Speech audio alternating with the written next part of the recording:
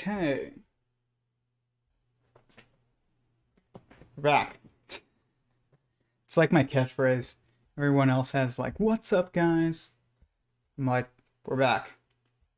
Um, so I want to discuss a couple things today, but it's mainly going to be a discussion on panpsychism, and then uh, maybe transition towards just an open discussion slash working session as we go on.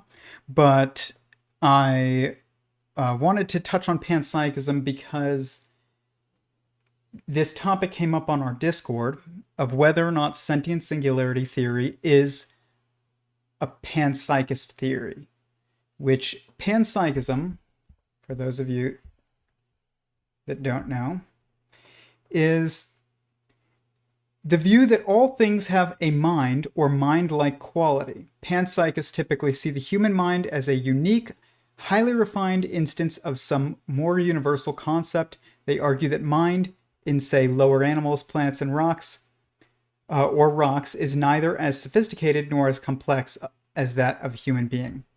So this is why I don't want to associate sentient singularity theory with panpsychism, is because sentient singularity theory takes a very specific view on what is sentient, and that there is a specific periodicity or set of stages of sentience, and that's it. There isn't, it's not as broad as panpsychism, where panpsychism rocks are conscious, and chairs have consciousness, and cars have consciousness, and pens have consciousness, and anything else that you can think of, dreidels have consciousness. That is not true in sentient singularity theory. In sentient singularity theory, atoms are conscious, maybe hadrons, but definitely atoms. Then molecules, cells, organisms, families, castes, I call them. Still working on maybe a different name, but different parts of society, and then nations, and that's it. There is nothing else that is sentient. But there's everything that we see around us is made of individualized sentient beings. But that doesn't mean that a vacuum cleaner is sentient just because the molecules that make it up are sentient. It is an entanglement structure that is entangled in such a way, and that is entangled in such a way that, from our perspective, due to how we are entangled with the universe, we see the shape of a vacuum cleaner. But it doesn't mean that the vacuum cleaner is objective. It's not objective. The molecules in it are objective, but the vacuum cleaner is not objective. It does not objectively exist. It subjectively exists. And so in my Discord, they got into a discussion of, is sentient singularity theory a theory of anti-realism? Is it idealism? Is it panpsychism? Most people would not call it a materialist perspective, even though matter is part of the theory. It's just that every coin has two sides, a heads and a tails, or a mind and a matter. Okay, and matter is the tails, and mind is the head, and obviously, matter comes from mind. Mind does not come from matter in sentient singularity theory. That is an important distinction, but matter is part of sentient singularity theory.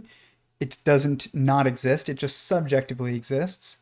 Matter is information that is being interpreted by mind. So, but everything is mind. But because there is a oneness of mind, a sentient singularity, creating singularities of sentience within itself, and these sentient singularities are entangled in such ways that they form our subjective materialistic view of the world. But panpsychism is assumed to mean that everything is conscious that you see. And that's not true. Everything is not conscious. Everyone is conscious, and that's why this is a theory of everyone. Sentient singularity theory, the theory of everyone. It's not the theory of everything. it's the theory of every0ne. And it ends up by default being the theory of everything, but it's not fundamentally the theory of everything. It's the theory of every0ne. And then emergently is the theory of everything. But this is a distinction, and part of the issue with this, the way that we define things is our current paradigm is that it's either this or it's not this, and if it's not this, if it's this, then it can't be anything else. Okay, so, but everything that objectively exists, aka sentient beings, exists in a superposition. They're superposition structures. Okay, they are multiple things at once, but they are some one, but they are some one as multiple things at once. Okay, and you are an organism, but you are also simultaneously an assembly of cells. Just like that. So it's not that you are one or the other, you are one and the other. And we don't talk about things like this very often. And so someone who studies philosophy on our Discord, who's very good at it, he started saying that basically sentient beings are composite or composite structures because they are always composed of smaller structures. But first of all, I don't like the word smaller in sentient singularity theory. It doesn't matter.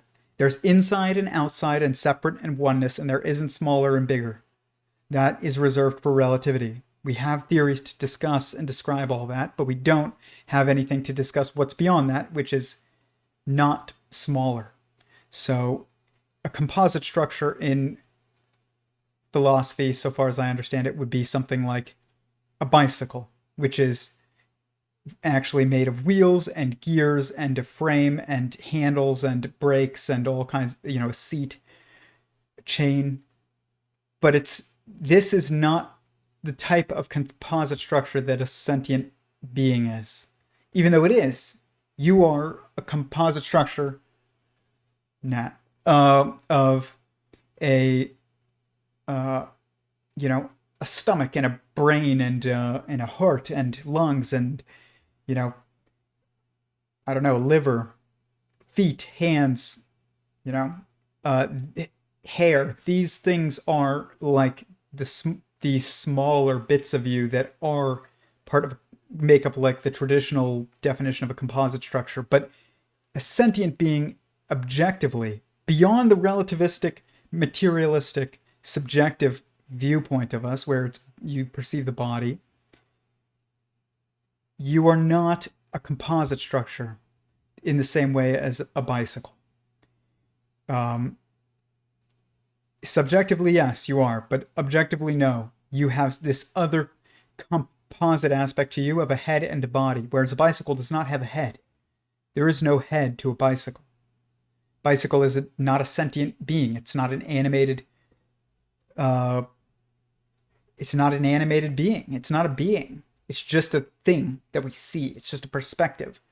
But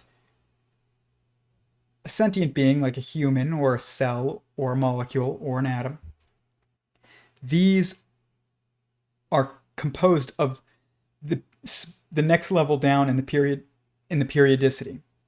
So an atom is an assembly of hadrons, a molecule is an assembly of atoms, a cell is an assembly of molecules, an organism is an assembly of cells, etc.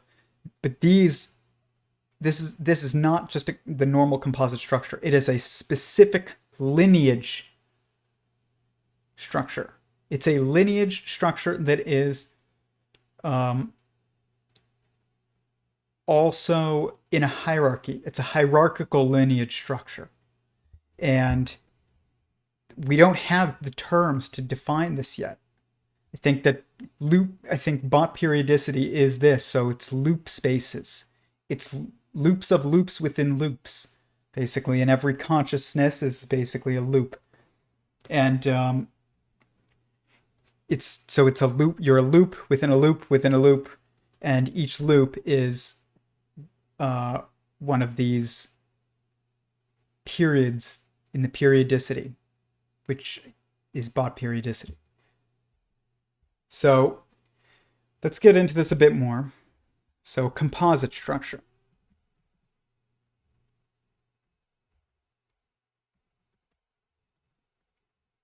This has been the issue with every single person's model of reality so far, it seems. Everything from the CTMU, and I'm not positive on that because I haven't delved that deeply into it, but I've scratched the surface, versus Leo Gura's model of reality versus, you know, I don't know, Bernardo Kastrup's idealism.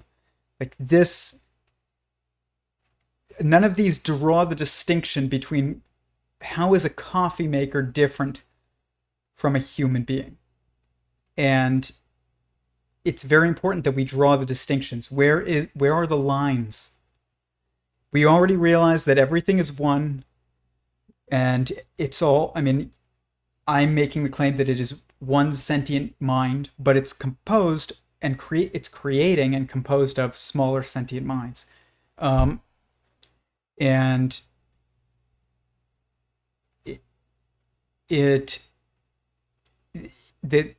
where are the lines between those minds is what Sentient Singularity Theory was able to do that I don't think any other was able to do. Because when I first we're going to look at my early work with this, because when I first started this, I was looking at, you know, mineral mind, and then like plant mind, and then animal mind, and I was trying to figure out what's the difference. And one of them, like a plant, it's not inanimate, but it's not able to move from its spot. Neither are some other animals, but some are able to move, but some are not. So animals that were not able to walk around or swim around were on the next level up, and animals that were and plants that were not able to move from their spot were in the next level down. And this was a kind of a breakthrough, but it wasn't really, because I still couldn't tell the difference between a plant and an animal. Really, like I know you can look at the different cell structures, and yes, plants have a different cellular structure than animals, and I know that, but that's not the point. And the point is it made of cells? Is it reactive? Does it replicate? Does it feel? All of these things that are part of being a sentient being. And I could not differentiate the two. And the reality is that because in objectivity, there is no difference between a plant and an animal. There is a difference between a plant or an animal and bacteria. So a single-celled bacteria, which is a single-celled organism, that is different. Okay? But then below that, you have molecules, which are different. But a plant and an animal are not different in objectivity. They're different in subjectivity, and they're not different in objectivity. But people will make things like mineral mind, which the closest thing is like molecule in Sentient Singularity Theory, and then plant mind and animal mind. But you don't differentiate between plant and animal mind. There is no difference in Sentient Singularity Theory. And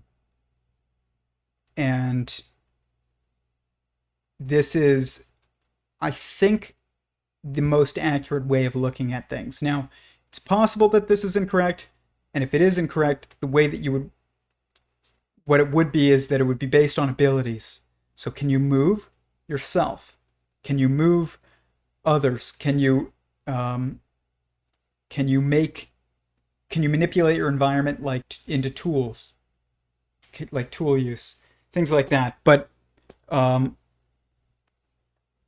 that I don't think that that's correct. I think it's just an assembly of each of the previous period structures in the periodicity of sentience that I have laid out, because that follows the consistent pattern. So we're going to look. By the way, like, comment, Subscribe if you're not already. If you find this valuable, share it. If you want to join our Discord, send me a message on Instagram and I will send you the link to it. If you find any specific part of this valuable, join the Discord and post the timestamp into our clips channel. Trying to make this, this work reach whoever it would be valuable to. And whoever it's not valuable to just can, focus on whatever else is valuable in their lives. But it says composite structures are load-bearing elements fabricated from materials that are typically non-metallic. Okay, this is not what I'm talking about. Composite structure philosophy.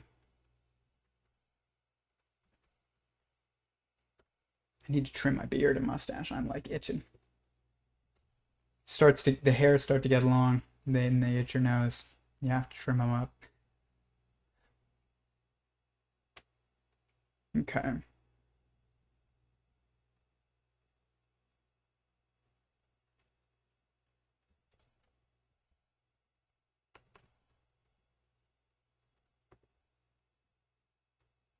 Composite object, that's what it's called. Material composite object is an object composed of two or more material parts. Material composite objects are, it seems, ubiquitous. However, despite their ambiguity, a little philosophical reflection on the matter, as is so often the case, reveals that they are also deeply puzzling.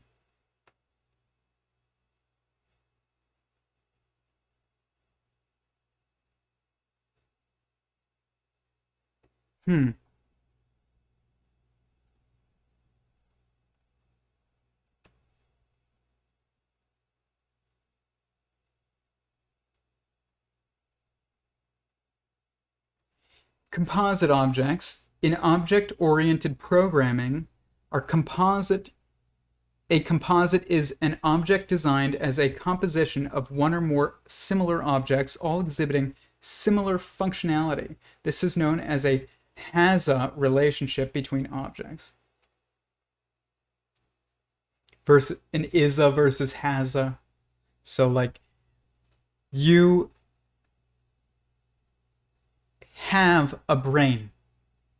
A human has a brain, but it isn't a brain. A human is a mind, but it isn't, but it has a brain, it is a mind. That's the difference. All sentient beings are minds, but you don't have a mind, you are a mind. That's the difference between mind and brain. So the totality of your being is mind. And you are a being. You are a sentient being. You are a mind.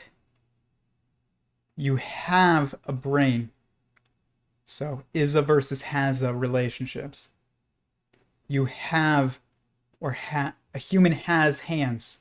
A human has a nervous system. A human has, a body. But notice how it's a human has a body and a human is a mind. It's different there. So you're not, a human is a body. It's a human has a body and a human is a mind. And your body is an assembly of cells. That's what it is. So it doesn't, it's not that you're, so you could say your body has lungs, but your body is an assembly of cells. This is why, this is the periodicity of sentience and why I think that this is correct, my model, because you can say your body is an assembly of cells, but you can not say your body is lungs. You say your body has lungs. Your body has hands. It has feet. It isn't feet. It isn't hands. It has. So is-a versus has-a. And composite objects, it seems, in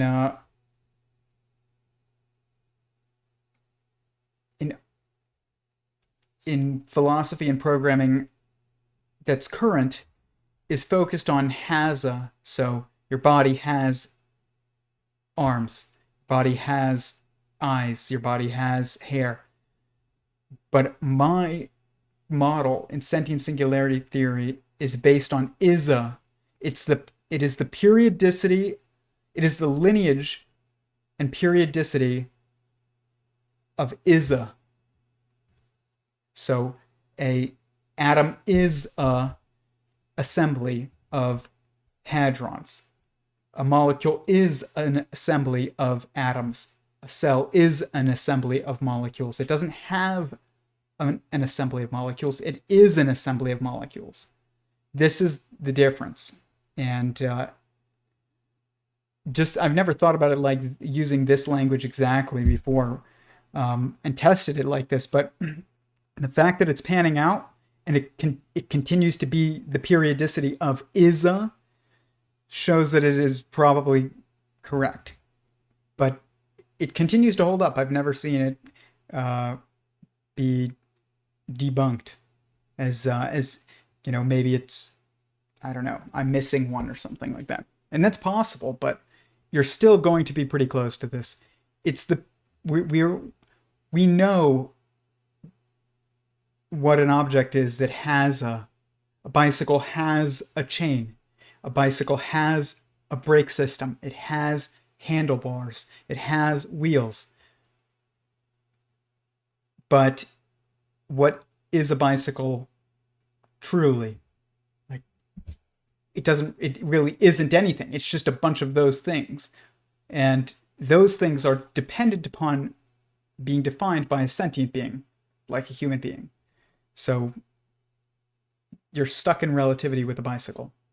And if you're going to define the different parts of the human body, like the heart and lungs and brain, then you're in has-a space where you have a brain. A human has a heart. It has feet. But I wanted to break past this and be like, what is a human? It's a sentient being. It's a mind. That is the easiest way to describe the difference between mind and brain is human has a brain. A human is a mind. I did get a haircut, thank you.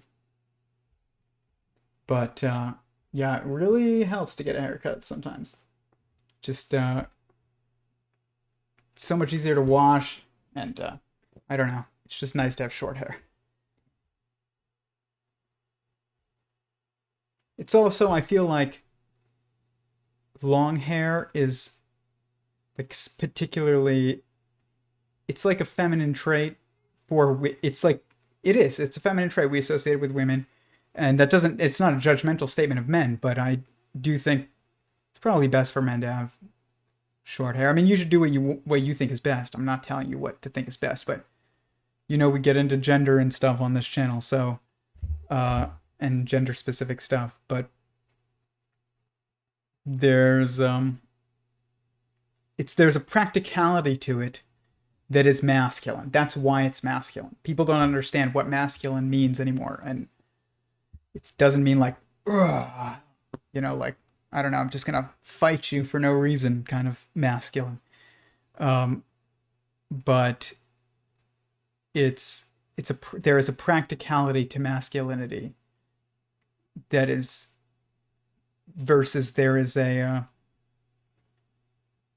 like an attractiveness, or I don't even want to say attractiveness, like, I don't know. There's like, it's different. I don't know what the right word is. It's not impracticality or femininity, but it's I don't know. It's something emotional, something focused on emotions instead of practicality, which is focused on like just getting it done. Did I do okay representing your theory in the Discord conversation? Yes, you did, Ethan. You did a really good job. I didn't see any major issues or even issues that I could think of when you were discussing it. But it's I mean, I back like speaking of hair, somebody said long hair was a sign of courage and nobility, symbolizes the integration of the feminine energy into the masculine body. I don't like that kind of mentality of like I'm trying to integrate my feminine energy into my masculine body. I think that is negating of the necessity of marriage. A marriage is where you integrate the femininity into your life, like the most. And I don't think that men can be feminine the way that women can be feminine. Like there are things about being a woman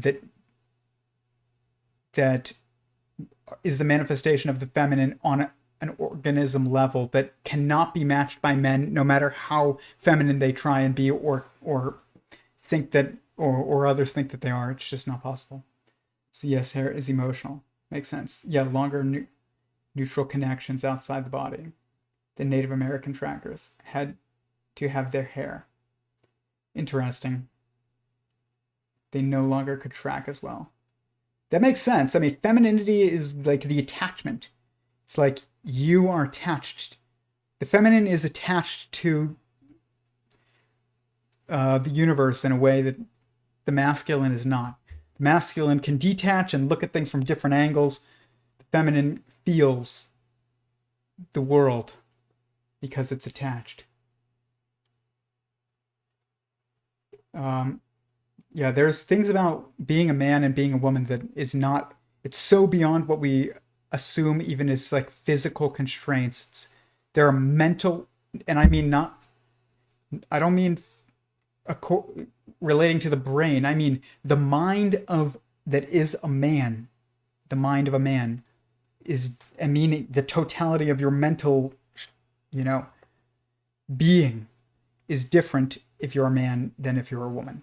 It's not, people focus on, what we see in the material world, and yes, that plays a big part in your experience, but it's not what I am focused on in Sentient Singularity Theory. Men cannot feel the world the way that women can. Women cannot look at things objectively the way that men can, which is funny because you have Ayn Rand created objectivism, quote unquote. I don't think that I don't know if I think that's the best term for it, but I haven't read that much Ayn Rand, so I'm not going to comment too much on it. But none of what I'm saying is a judgment statement. Like, men and women need each other, and if you could integrate the feminine into your being as a man totally effectively, then you wouldn't need women, and you do need women. Same thing with women. If they could tap into their masculine energy and integrate it the same way that to the same level that a man can, then they wouldn't need men. But that's not reality. What's your take on women being portals to the spiritual, since we all came from a woman? Yes, I agree with that completely. Women are the periodicity of women are the lineage of organisms, of sexually dimorphic organisms, because everyone comes from a woman. So if you think about inside, outside, separate, and oneness, at one point every single one of us was inside of a woman in the lineage structure. But nobody, that's not true of anybody for a man. You were not inside of your father. Sperm was inside of your father, but you are not just a sperm. Like, you're more than that. So, but all of you was inside of your mother's womb at one point. And because of that, and that's true of every single successive generation of, organisms, even like asexual organisms they still have that lineage that follows inside of, outside of, separate, and oneness. It's not, none of us were inside of a man. That's why we're detached as men. We are detached from reality in a way that women are not. But they are the lineage. They are the vine, or the flowers on the vine of life, of the tree of life. And men are the bees, just, pollinating flowers. And that means that men can see the tree because you can detach from the tree and fly up above it and look down. But women can't do that. But they can feel when something's wrong, and men can't, because the bee doesn't feel when the tree is in pain, but the flower does feel when the tree is in pain. So instead of arguing over, this is emotional and that's logical, and logical trumps emotion, that's not the way that it is. It's that it's supposed to be a marriage. The flower says that it's in pain, or says the flower feels its well-being, and the bee can, see the position of everything. So the men can see how things are, and that lets them solve problems, but they can't feel when they need to solve problems. That's the difference. Is women can feel when there's problems, but they can't see it, because they can't detach, which means that they can't solve it usually. But men can't feel when there's a problem because they are detached. But because they are detached, they can see things objectively, and then they can solve it. So you have to work together in order to know when there's a problem and then solve the problem. And if you don't, and you're just like, I'm tapping into my feminine energy as a man, and therefore I'm balanced, you can't do that. You have to acknowledge that there are things that you can't do, because that is a requirement of meaning. So, and you're just not attached. Like men, no matter how feminine or effeminate, I think that's a better way of putting it, no matter how effeminate they act, they are not attached to reality the same way that women are. And even if women act extremely masculine, they are still attached to reality in a way that men are not.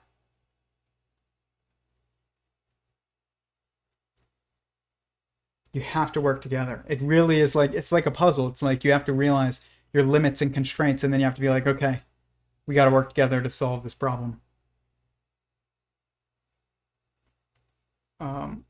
But in Judaism, your Jewishness, which I think that it's more actually your Israeliteness, but I think that's my theory. I'm not saying that's correct. It's because it seems that in Israeliteness, which Jews are one tribe and then the rest are like lost tribes, follow, or your nature follows your mother's lineage, but your associations within society would follow your father's lineage. So basically, like, I don't know, like your associations would follow your father, and it's your societal associations. But then your lineage is always going to be a woman. It's not. I don't see how it is a man. But that doesn't mean that you're not Jewish if your dad is Jewish and your mom isn't, or anything like that. Like, this is a complicated thing. We're getting too much into religion, or theological tradition. But it might be that your tribe is dependent upon your father, which is the way that it's historically been, and that makes sense. And then your nature is dependent on your mother, which means your Israeliteness is dependent on your mother. Or in my sentient singularity theory, the term disperser. Whether or not you are a disperser is dependent upon your mom. Whether or not you are a sustainer is dependent upon your mom. Those are the two theorized human nature breakdowns in sentient singularity theory. But then your like tribal associations essentially within society would be dependent upon your dad. So it's complicated. but it's been twisted by people that don't know what they're talking about. And I'm not even claiming to definitely know what I'm talking about, but I've delved into it more than pretty much anyone else that I know. And from a unique perspective. But then there's also the element of choice that comes into play here. And you can't choose whether or not you are a disperser or sustainer, or an Israelite or not an Israelite. But you can choose whether or not, like, you are Jewish or Muslim, or what caste you are in society, if you want to work for the government, or whether or not you want to work for the market, or whether or not you want to be as a lord, or aka an elected official, or whether or not you want to be a laborer. Like, these are all in all of these branches of possibilities, choice trumps anything else. So you can choose. What you can't choose is your intrinsic nature. You can't choose that. You are either fight the system type of person, or you are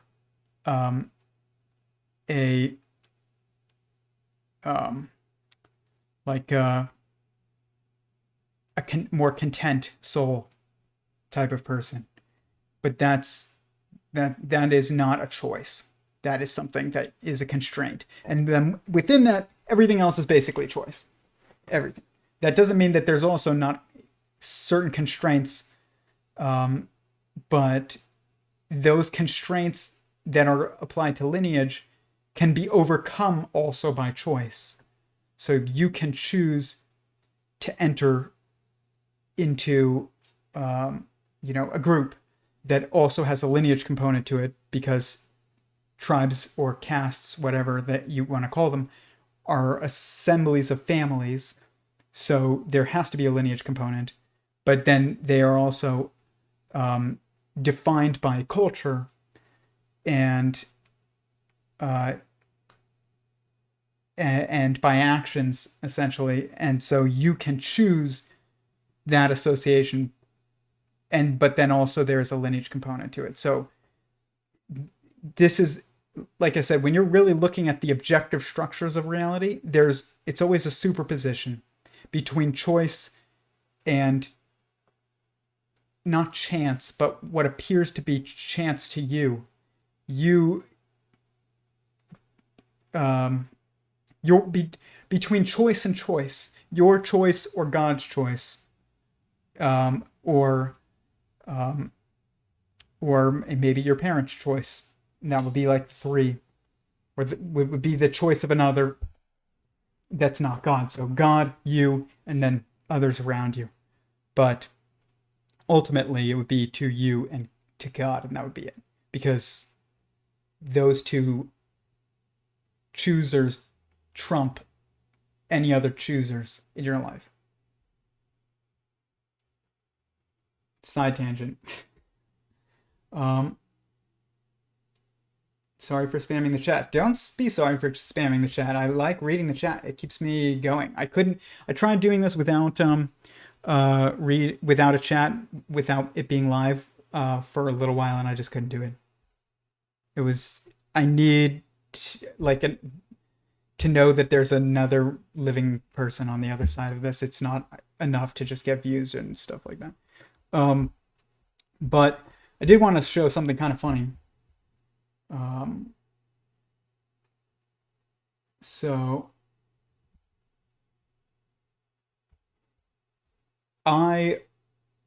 these are my intros throughout all of my time streaming, and I want to show the progression, these four intros, and show the progression of how basically like time and work changes things. So here, this is my very first intro ever.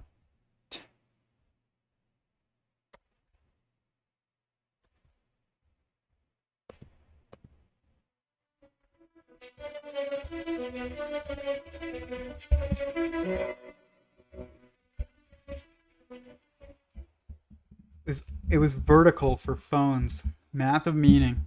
I changed it.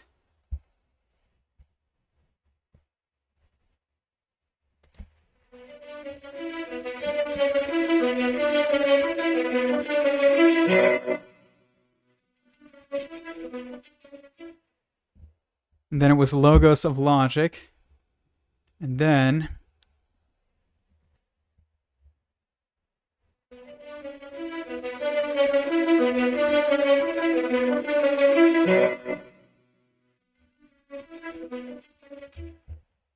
starting to get more like what it is now. And then this is the current version for now.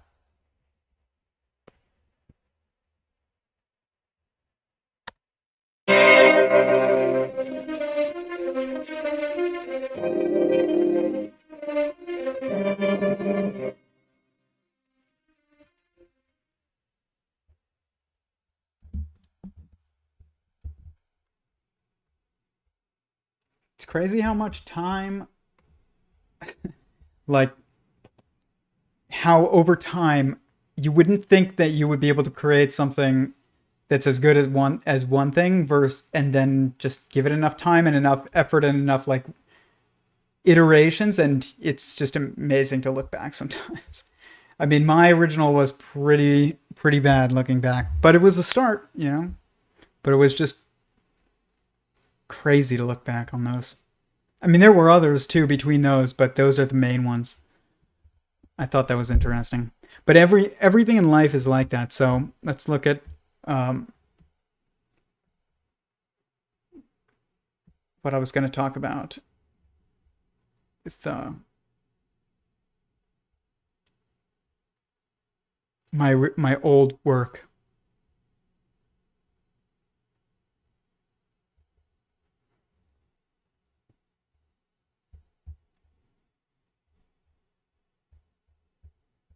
Because my periodicity of sentience has gone through this as well.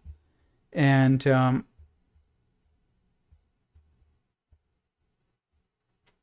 it's really it's it's really changed a lot. So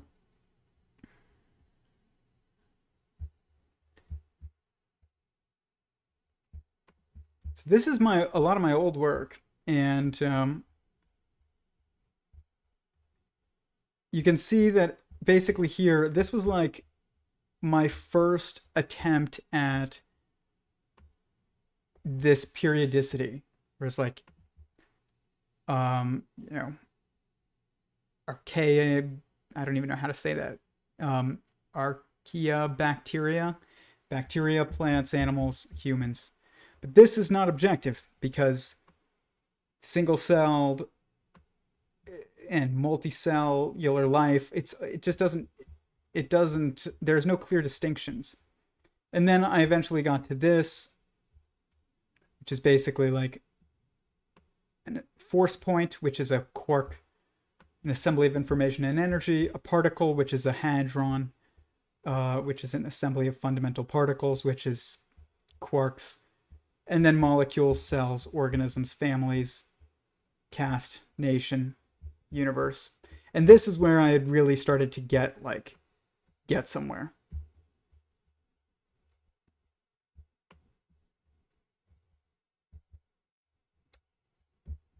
But when you're looking at this, then you're looking at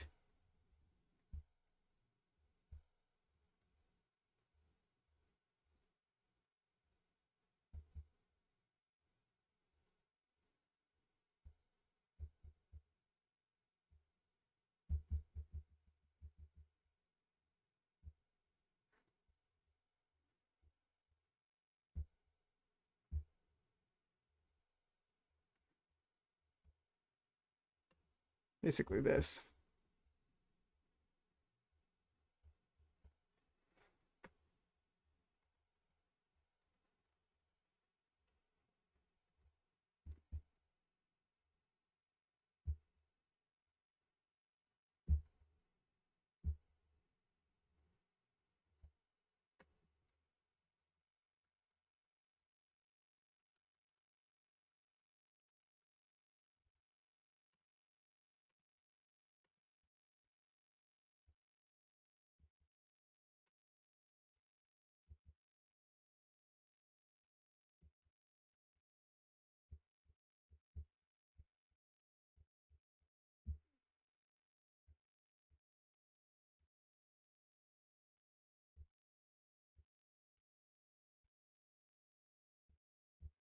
Okay.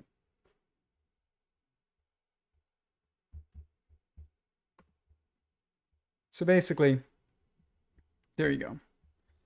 So you start here, and it ended up basically right here, which is pretty close to what it is over here. But it didn't start here originally.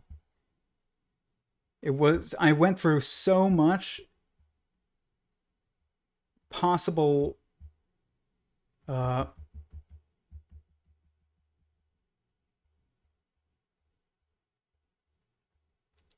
so many possible iterations. I will say though, this was amazing. Just the fact that I realized that point 0.9 repeating was 1, and I didn't really like know that this was even a thing in mathematics. And this basically was just showing the repetition of this structure. But you can see this even now in, where is it? Here, I was showing it earlier last week. So it hasn't changed that much in years. I mean, I made this, I don't even know, 4 years ago now, something like that. Babylon is the artificial divisions of being and the study of being. So, like, all of these are different languages: quantum physics, Newtonian physics, chemistry, biology, ecology, genealogy, and sociology. All of these, and morality, and you know, all these genetics, neuroscience, technology. All of these were um, they are divisions of being into different languages that are not really necessary. It's funny because it says, "Oh well, you'll in God split up all of us due to all the languages of mankind because He saw us building a ladder to the heavens, essentially." And look, this is essentially looks like a ladder. But you can't build this until you realize that this is the divisions between these are they're not artificial, but they are artificial in the divisions um, of the languages for these various forms of study. But all of these are not divided, and where we draw the line here, and this is life, cell and up. No, like this is life. There isn't anything that isn't alive other than what you subjectively observe. So all the has-a, that is structures, all those objects that has-a or that are had, those structures are not alive. Like, heart is not alive, but the cells in it are.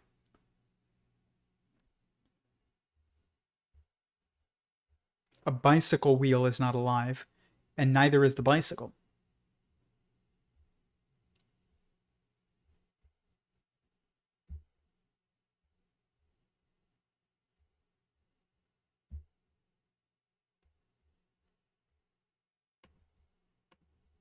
This is when I was making the quantum of consciousness.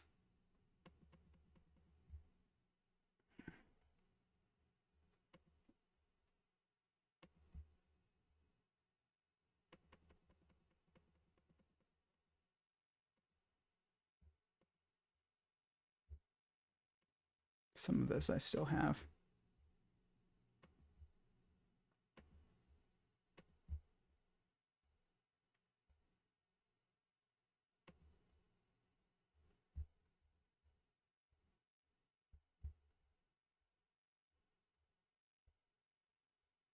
This is when I had it.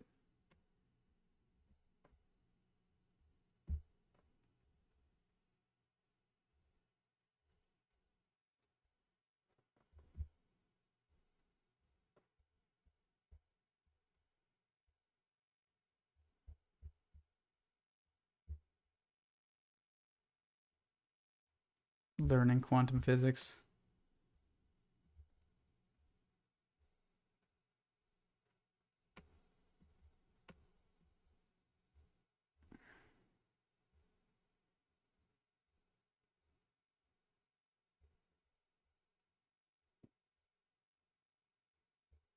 Okay.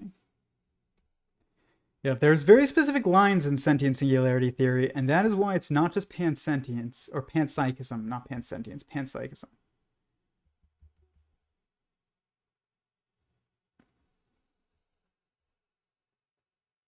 What's up, Torin? Do you think God doesn't want that because it defies the point of our existence? Doesn't want what? Us to tap into our, like, men to tap into their feminine energy and women to tap into their masculine energy? And can you explain what Babylon is and if it is a bad thing? Babylon isn't a bad thing or a good thing. It is when we say that it's this all the sciences preceding the study of consciousness.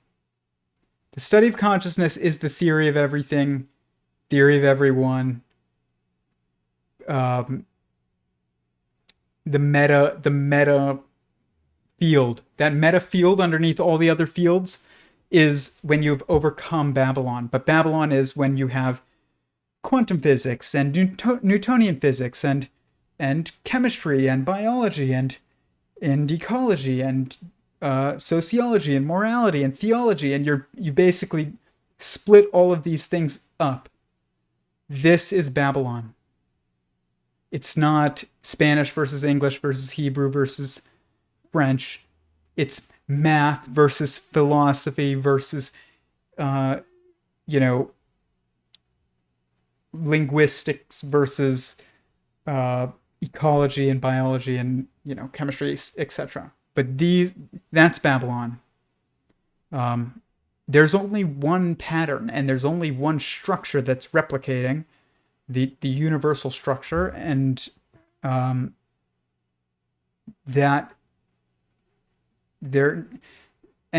all the divisions of study, that is Babylon. So in Babylon, we call, on the level of organism, we call the feminine female, we call the masculine male.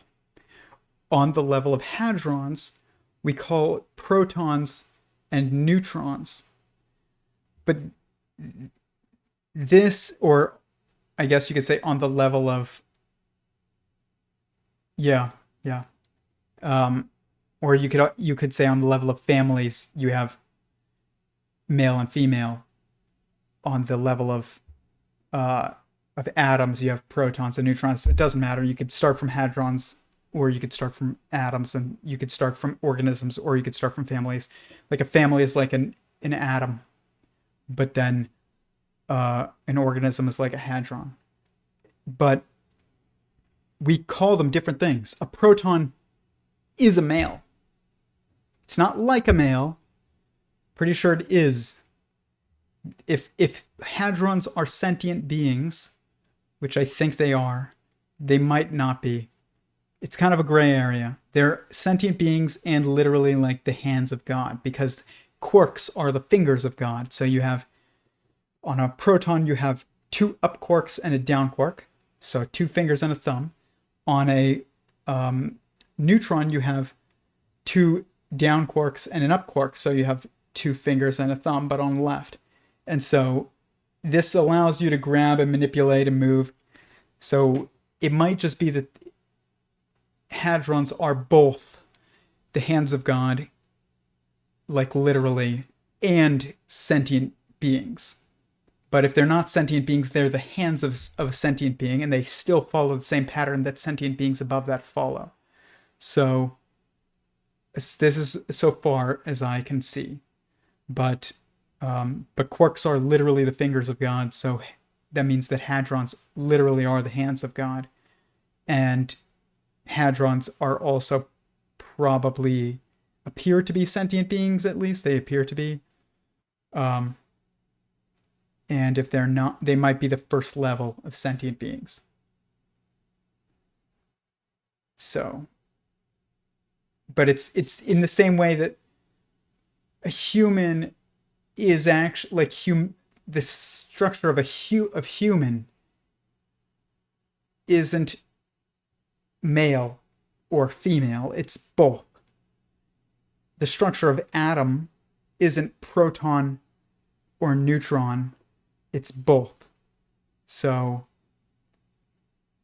it gets a little complicated at that level but it's probably just both. It's probably that it's literally the hands of God and also sentient beings, because they have to feel each other almost. Like a neutron has to feel a proton. So, and a proton has to feel a neutron to form an atomic nucleus, like a nuclear family. So but that's what I mean by Babylon is I think a proton is a male, and a male is a proton, and a neutron is a female, and a female is a neutron. And so we've created different names for each level, but that's probably misleading. And that it's really that there's a masculine wave, basically, and a feminine wave. And when a masculine energy and a feminine energy wave, essentially, and the masculine wave, when it manifests on an organism level, is perceived as male. But then what we call male. But then when we see it on an atomic level, we call it a proton. But it's really the same wave. So we can actually kind of go into that a bit. But it's the neutral and the positive and the charged, really. But and then there's also this background wave, which is entropy, which is like what we perceive electrons, I think. Maybe not. It's tough. It just, electrons, it's like you're in a pond, or you're in a puddle and you're a little pebble. You're moving, or you're a duckling in a pond. And you're moving, you're creating ripples. Those ripples are perceived as electrons. Those waves, those little ripples that you create. When you imagine you look at one of them, but you can only look at one point of one wave. It's perceived as a point, which we call particle, but it's a point. And is an electron. So then there's also this background, like the medium that you're within, the ether, as people call it, which would be like gravity and weak force and like the strong force, kind of, but it's a little different because that is inside of so it's like the electromagnetic force surrounds the strong force. The strong force is inside. The electromagnetic force would be outside. Then you would have the weak force, which would be separate. And then gravity would be oneness.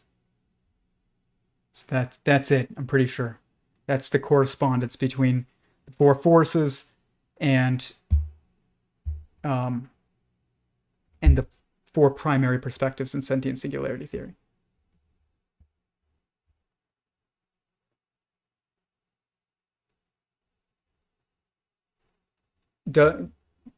Unity or one big world language, that sort of thing.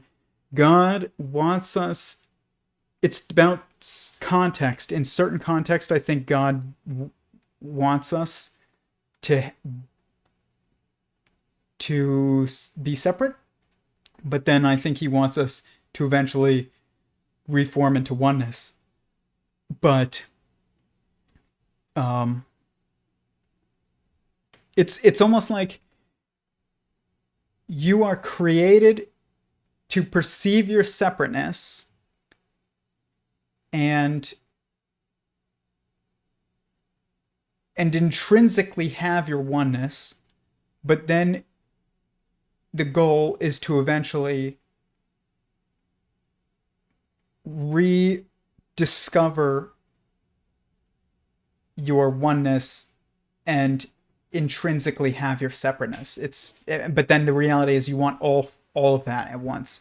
You want to choose to be one. Okay, so the fact that there's a choice is because there's that separateness. But then if you choose to align yourself, then you are choosing oneness. But God wants us to choose oneness, not be forced into oneness. That's the difference between that's how you get the superposition of being separate and one at the same time, is you choose to align. Okay, so basically like a marriage.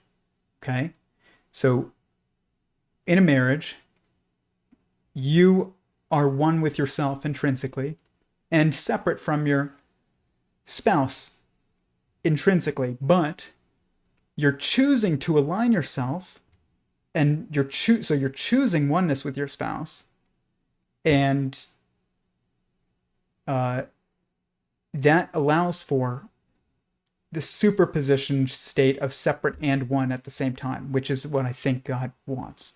But you have to go through a process in order to do this, and you have to be separated first because you have to make a choice to be one. And you can't make a choice to be one if you're never a separate being. Then you can't choose to be one. You just are one. You're not. You aren't even. You don't exist as separate entity until you are separated. And then when you do exist, then you're separate. But then you have to choose oneness. Basically, so that's what God wants. So I think that this is part of a process to move beyond Babylon, is a process. And it's an individual journey, and then it's also a systemic journey that is an individual journey, but not our individual journey. And that, that's something we're just along for the ride. But I mean, it is inevitable that there is one world language, one world. I mean, the one world government is God. That's the one world government. Like it's the universal government is God. But we don't perceive that yet. But one day we will, and God will want us to choose to align ourselves with it. I don't mean like a one world government ruled by, I don't know, the people who are currently verified on Twitter. That's not what I mean.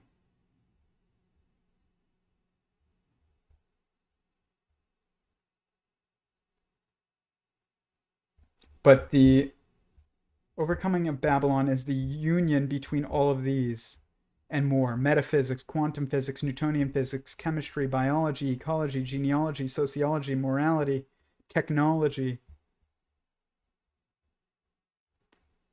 And they unite through sentience, basically. So you can't unite them all other than through sentience.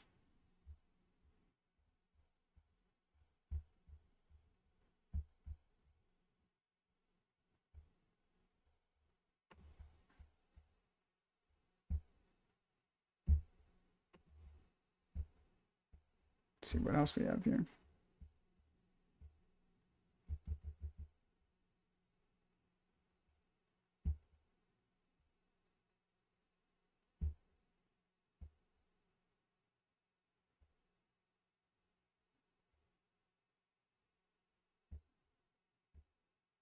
Dang.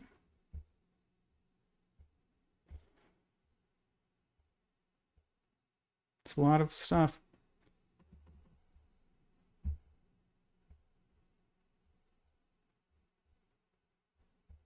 Yeah, but there is two aspects of this: just choice and there's choice. There's your choice and the choice of God, basically. And so the goal is to be able to have the ability to have your own choice, but to choose to be aligned with God's choices. That creates a singularity, which is separate and one at the same time, and inside and out at the same time.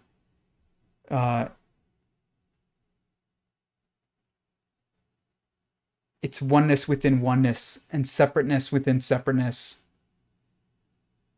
But it's separate and one. It's just this superposition state where everything is existing simultaneously. Because it can, because choice allows for it. So only in sentient beings can this occur because of what we call free will. But I like the term choice because free will implies that everything that you do is just your own free will, and that's not true.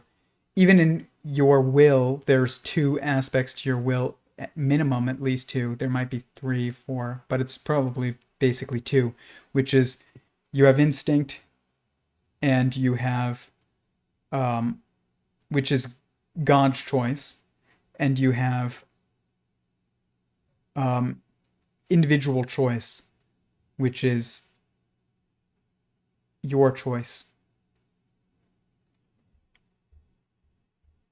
And you have to have both. If you don't have instinct, then you can't have choice, because choice has to be to go against your instinct, or to go with it while knowing that you can go against it. Like it's if you don't have instincts, then there is no ability for mental differentiation. And if you can't have mental differentiation, then you can't have choice. It's part of choice.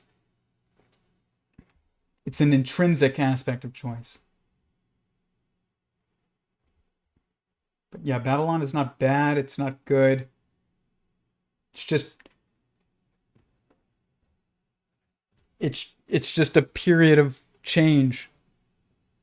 It's a period in the change process, but I mean the ultimate good is unity, so to move beyond Babylon. But to truly move beyond Babylon is for the unity of sentience, which is not up to us. We can't do that.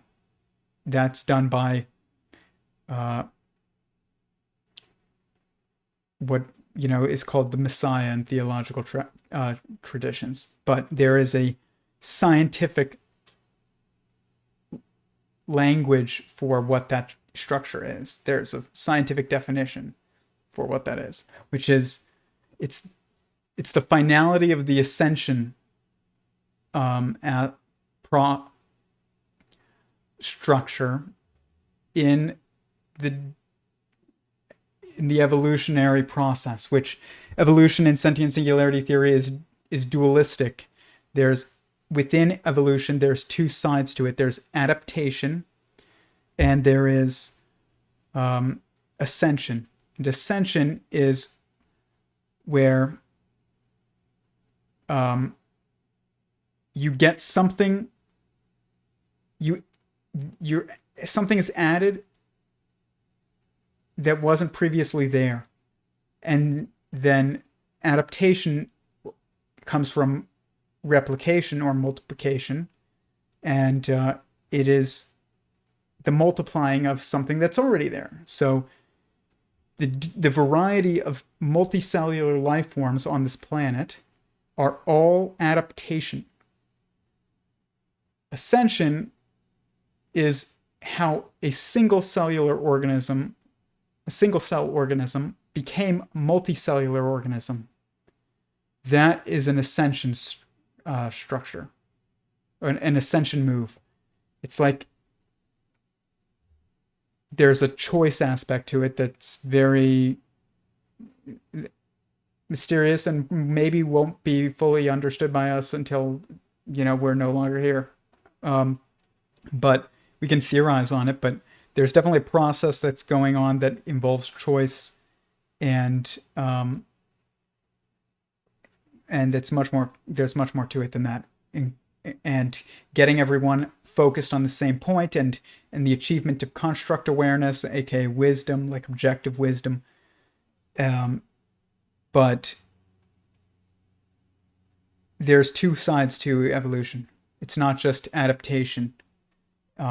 If Darwinian evolution is just adaptation, then Darwinian evolution is just one side of evolution. And if evolution is the growth of life, then it doesn't start at cells. It starts before that. So we can actually go over this a bit because it's kind of cool. Here.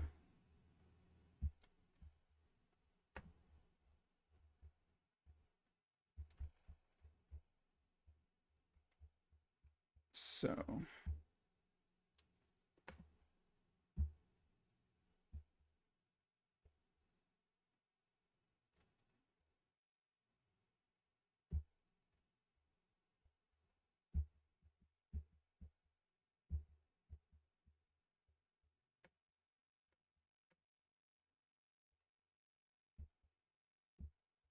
okay. So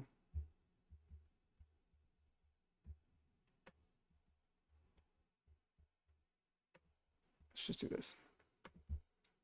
I'm meaning to talk about this, and we'll talk more about this tomorrow, but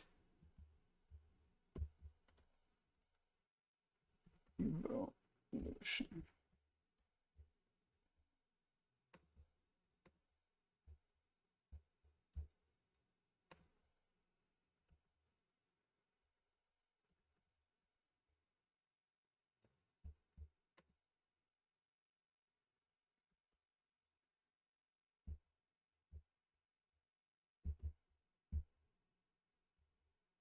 What the heck happened there?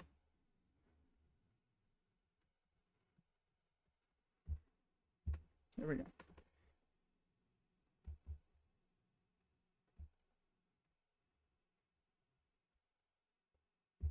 Okay.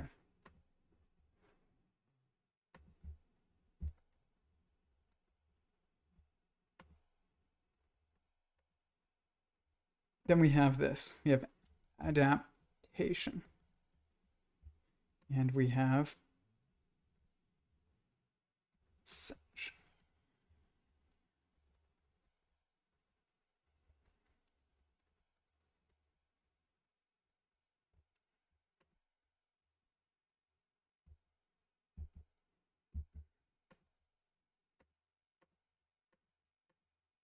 Okay.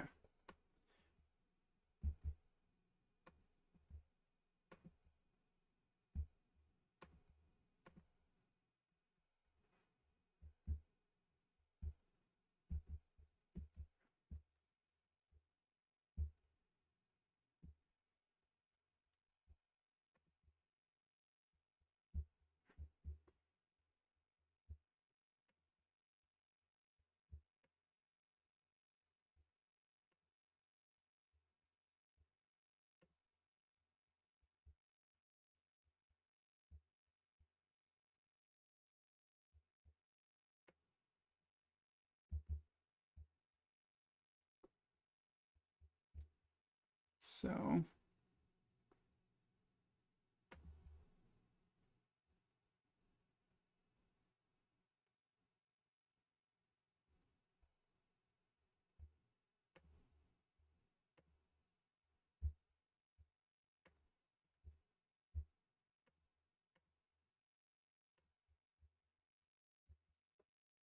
this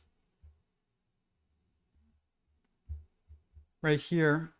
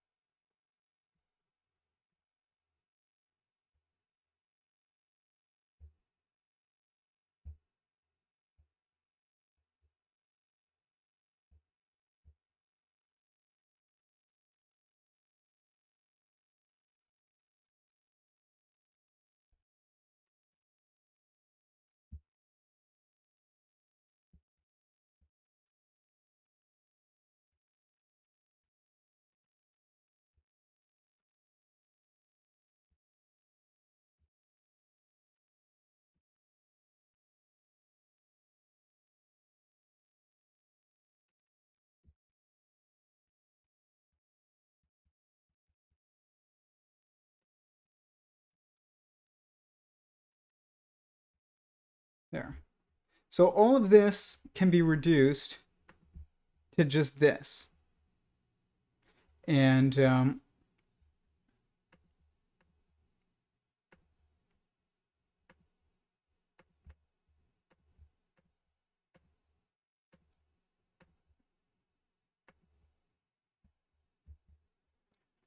basically.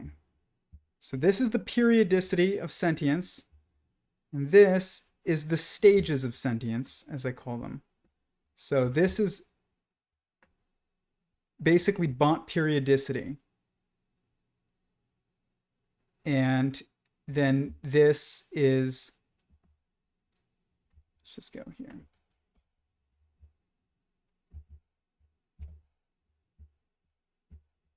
These are the stages of sentience. So you say an atom of hadrons, a cell of molecules, a family of organisms, a technology of castes. Technology is an assembly of castes, castes is an assembly of families, families an assembly of organisms, etc. And it goes down. But all of this can be reduced to this. Talk about like reducing things in mathematics. This is like reducing things in reality. So you can reduce 8 to 4 because it's really 8. It's really 4 within 4. So 1, 1, 1, 1, 2, 2, 2, 2. This would be 1, 1, 1, 1. Interesting.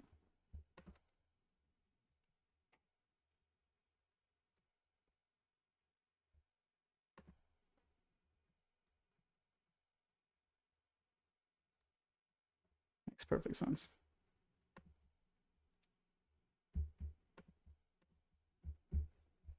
But how do we get from this level to this level, from hadrons to atoms? Or how do we get from atoms to cells, from cells to families, from families to technology? And why do you go from atoms to families to technology? Is because each one of these is a replicative structure. Okay? So an organism is not a replicative structure for humans because it requires a male and a female. A singular organism is not a replicative structure. A cell does replicate. Single cell does replicate. Family replicates. Technology, which is a technological singularity, which is an aeon, essentially, when it's all is said and done, or cosmological verse, as I call it, a verse. It does replicate. It's and an atom also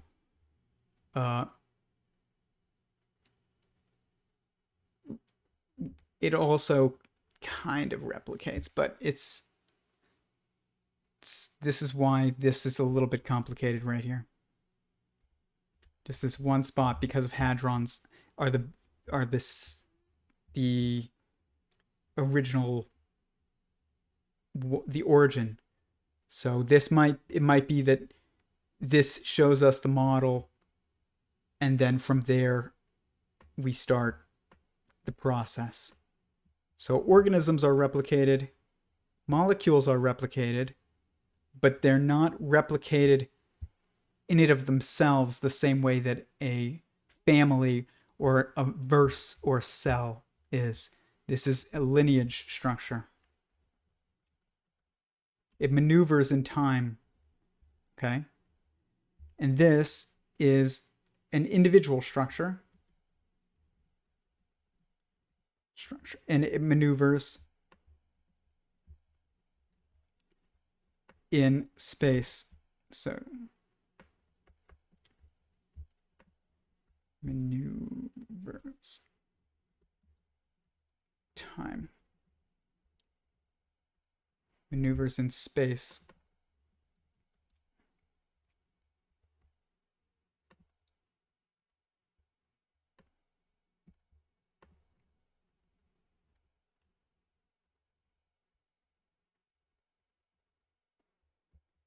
Then you have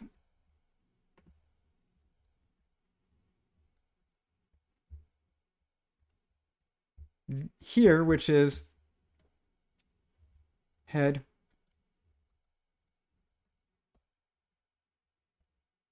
body, one, many.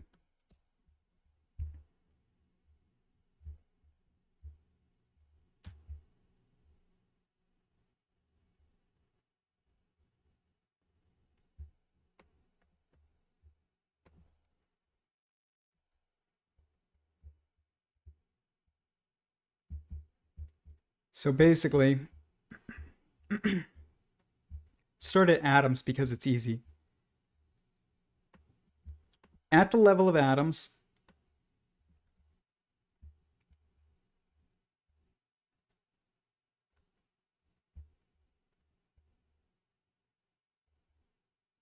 you have tough. I don't know how to lay this out yet. Elements.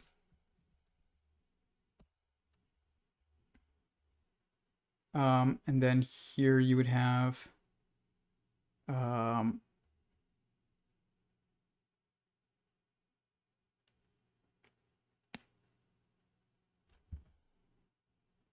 don't know, what's the word for that?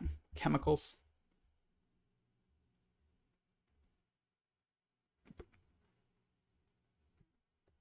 But it's not just chemicals.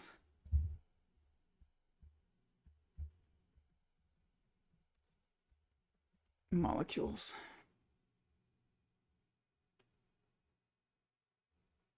Yeah, it's a chemical compound.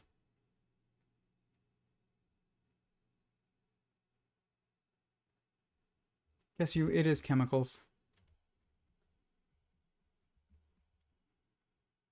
And then cells would be, it's just cells, I'm pretty sure.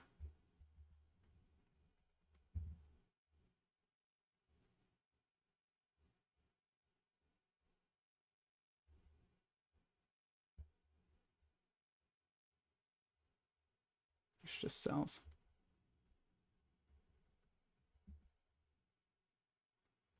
Organisms are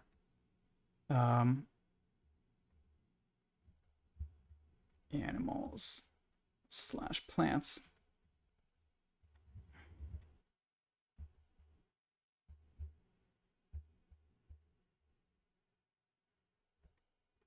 This would be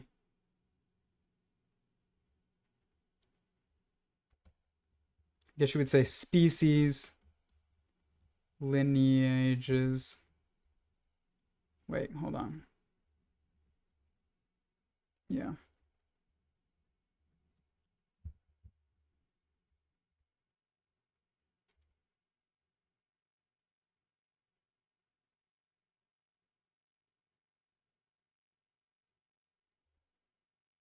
Actually, adaptation would be mental here. And lineage here, so instinct. This would be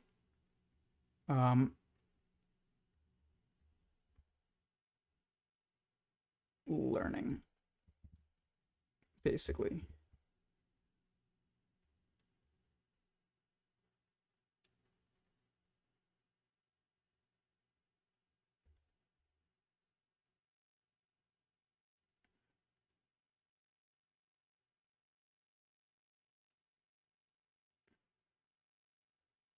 React.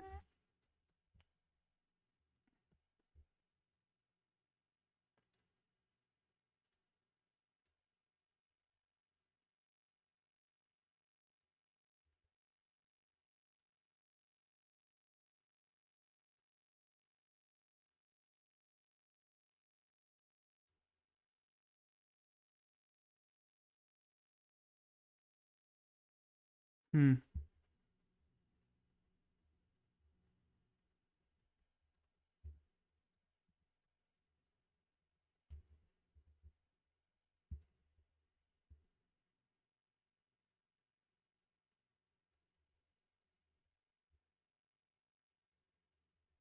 It's also bonding.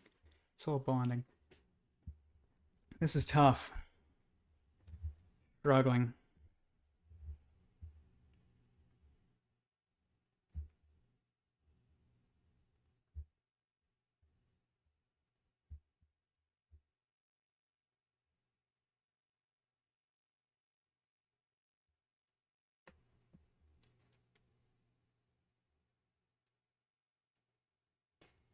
Maybe it's just this.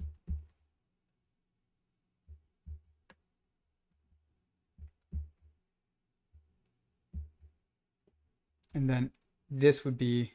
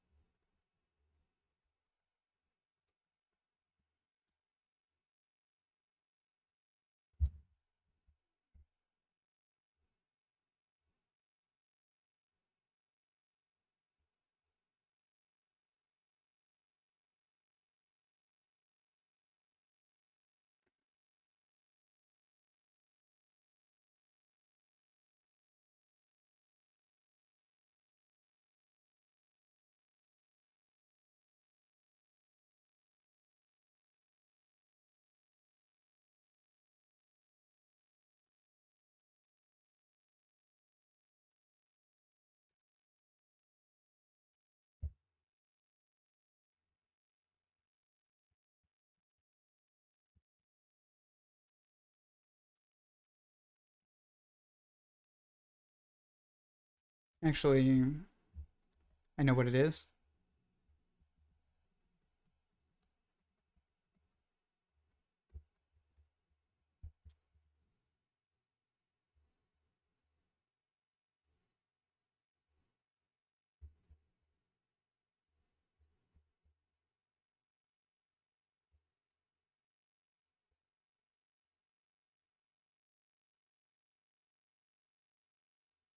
Single celled organisms.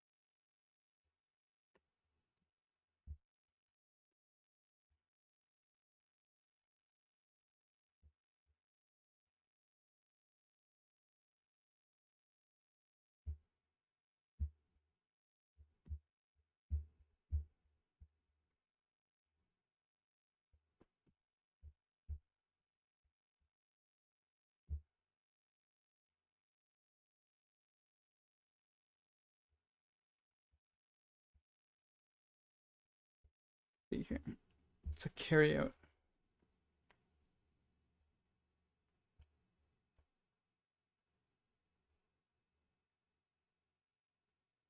Maybe we need a new word.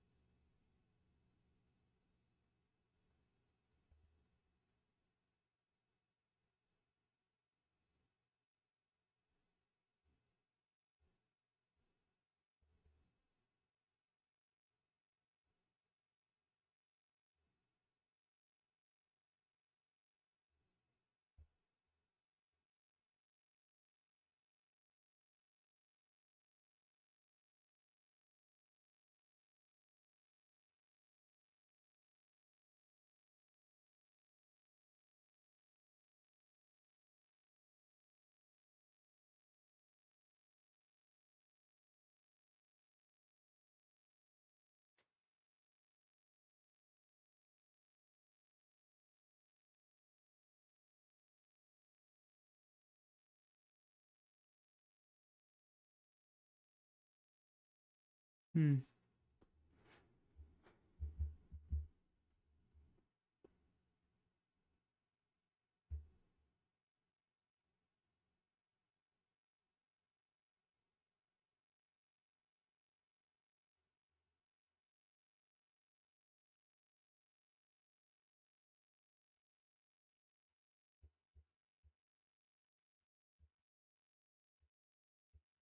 I don't know. That's not right. I'm just gonna go with cells. Cell.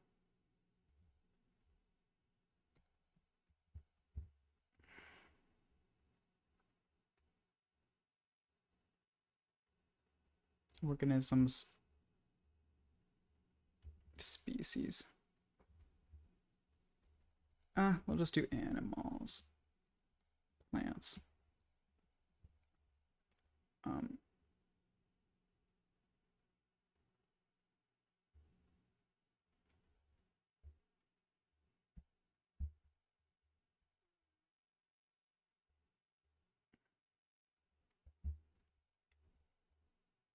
then we'll do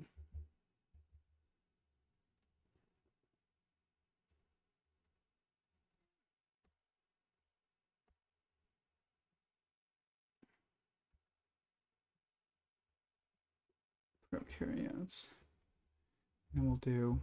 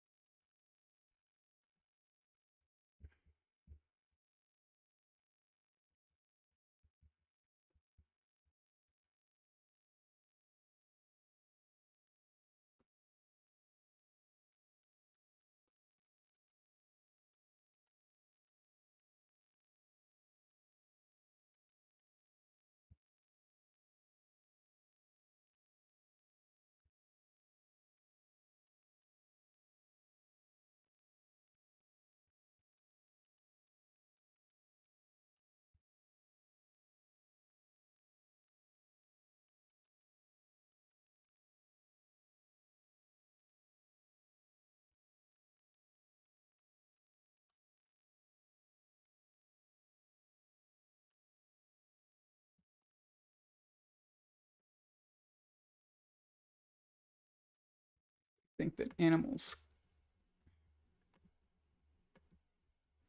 are the feminine.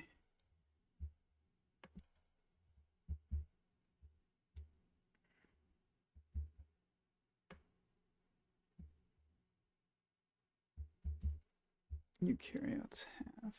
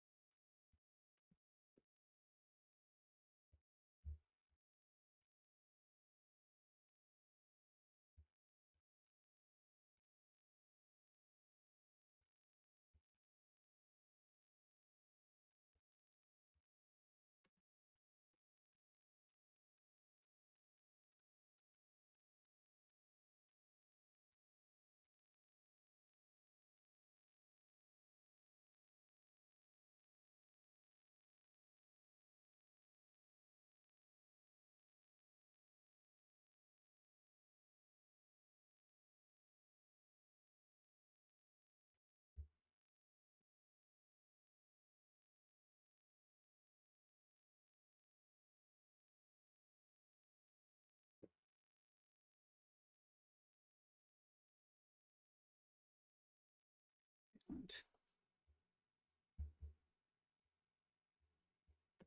I think it would be this.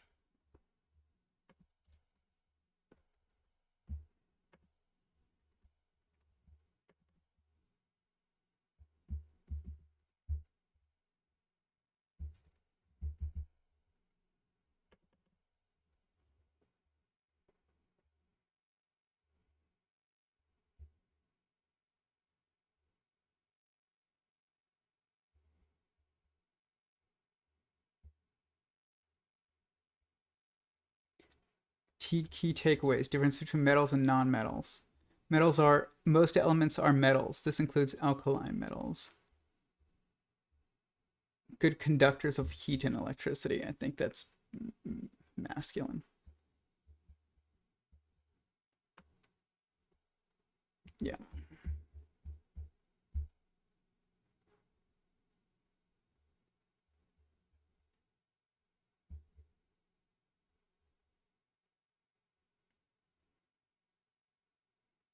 I don't know.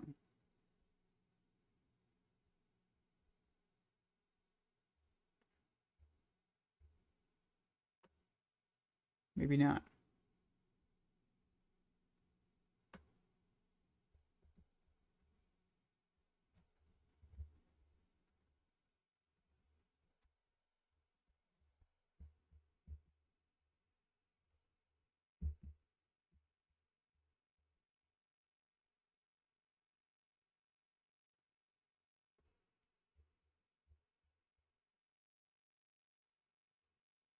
Technology would be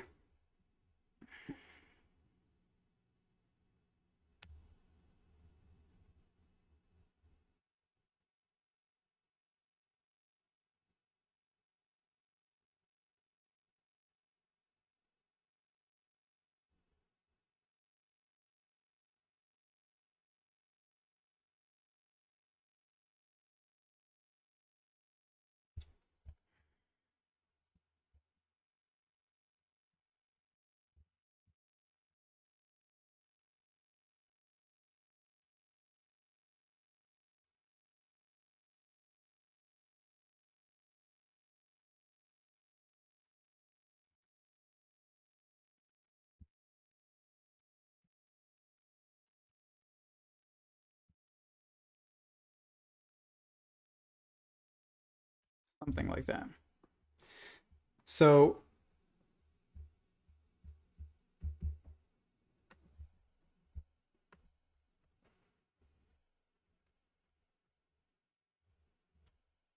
elements.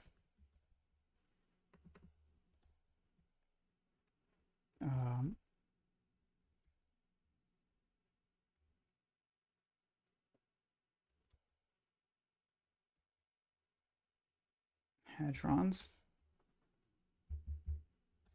Chemicals. Cells. Organisms.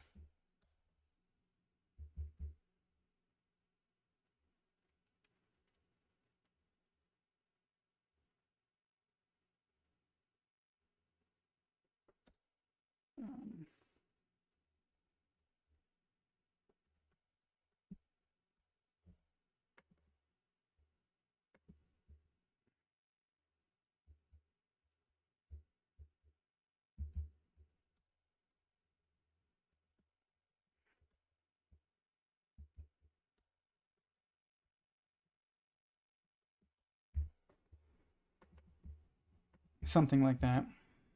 But I don't know if this is even a good one. This is kind of oneness.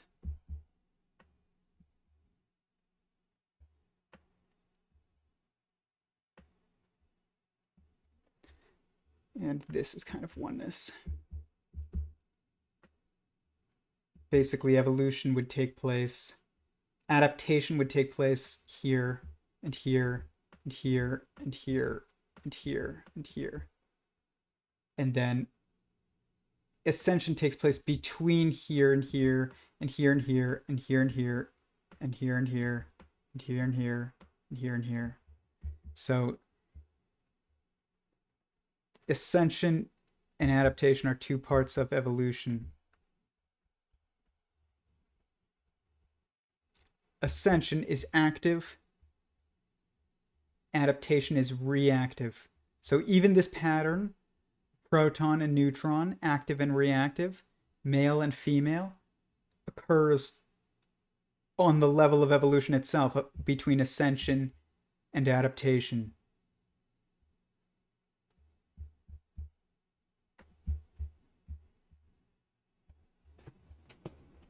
I know I went quiet there for a minute, but that was like, I said this was going to be a working session after discussed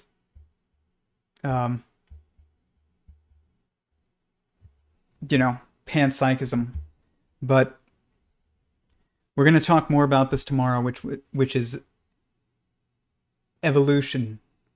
What is there more to evolution than we think? Is there another side to evolution? There definitely is. So, anyways, it's coming up on 8:30, which is usually when I stop, or around then I'll go to 8:45. So, message any questions to the chat that you may have. Hit the like button if you want to contribute to this project, either in the community, which message me on Instagram, and I'll send you the link to our Discord, or if you want to contribute monetarily to this project, there's a link to my Patreon below. If you would like to participate in our weekly open discussion on Thursdays, which is at 7 p.m. Pacific Standard Time, message me for the Discord link on Instagram and I will give it to you. But that's every week on Thursdays. We talk about anything.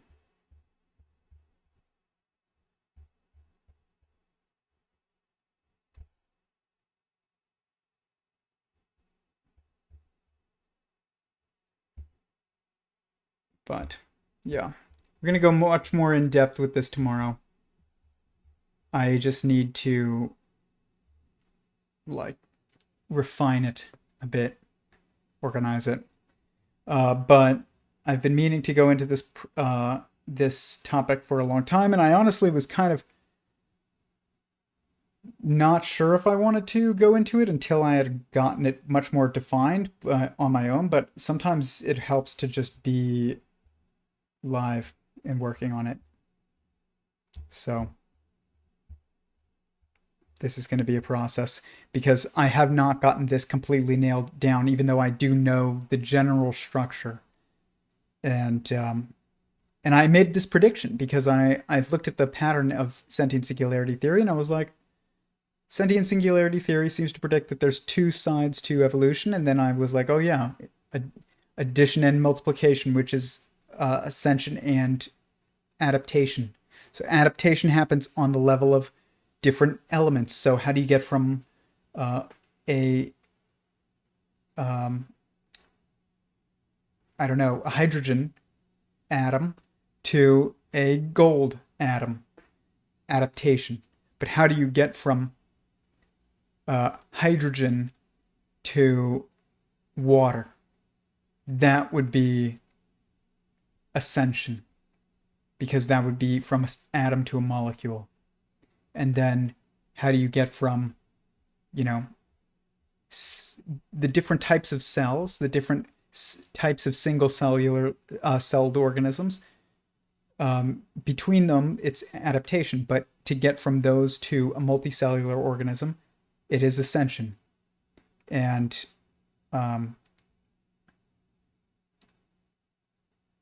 same thing with, going from an organism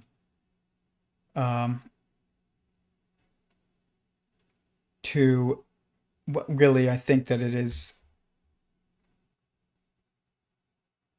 to basically the next level up, which is a family. It's an ascension process as well. So there might even be a dualistic aspect to ascension, just like there's a dualistic aspect to adaptation. There is,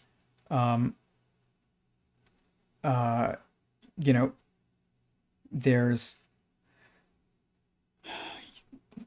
like sexual selection and there is natural selection. Okay. So, which is environmental selection. And so those there's probably is a dualistic aspect to ascension as well. There would be like an up leveling aspect where a consciousness is transferred from one level to the next. And then there would probably also be this creative aspect to up leveling or ascension, which would be possibly the generation of like something new, kind of. So it's complicated, but I'm like I said, I'm still working on this. I'm positive that this is on the right path to recontextualizing evolution, and bringing choice back into the equation. We have removed choice from every aspect of science, and even though it continues to try and come back in our experiments, in quantum physics, choice seems to be a necessary, not a necessary, but a